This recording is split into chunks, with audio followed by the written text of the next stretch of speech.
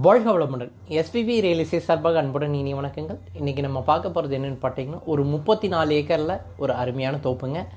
இது எங்கே இருக்குதுன்னு பார்த்தீங்கன்னா, நம்ம பொள்ளாச்சியிலேருந்து தாராபுரம் போகிற ரூட்டில் பெதப்பம்பட்டிக்கு முன்னாடியே வந்துட்டு ரோடு ஃபேஸில் இது ஒரு அருமையான ஒரு 34 ஏக்கர் தோப்புங்க.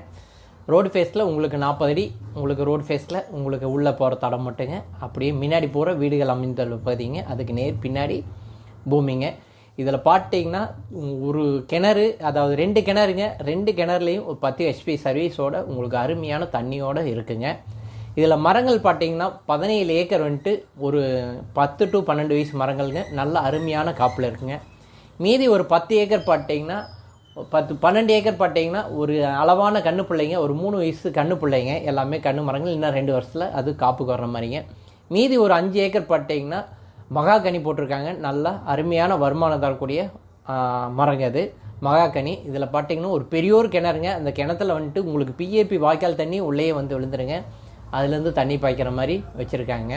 சுற்றி அந்த கிணத்தை சுற்றி பல மரங்கள் எல்லாமே வச்சுருக்காங்க.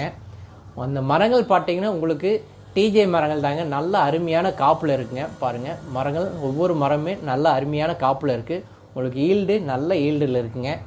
மொத்தம் பார்த்தீங்கன்னா 34 ஏக்கர். ரேட்டு பார்த்தீங்கன்னா ஏக்கர் 70 லட்சம் கேட்குறாங்க. கண்டிப்பாக இது ரேட்டு வந்துட்டு நம்ம உடனடி கரையினா அனுசரித்து வாங்கலாங்க. பூமி பிடிச்சவங்க எனக்கு கால் பண்ணி கேளுங்க. கண்டிப்பாக இது ரேட்டு வந்து கம்மி பண்ணி வாங்கலாங்க. இதில் நான் சொன்னதாங்க, மொத்தம் 2 கிணறு, மொத்தம் 34 ஏக்கர். 17 ஏக்கர் வந்துட்டு நல்ல காப்பு மரங்கள். மீதி 10 ஏக்கர் வந்துட்டு ஒரு 3 வயசு மரங்கள்.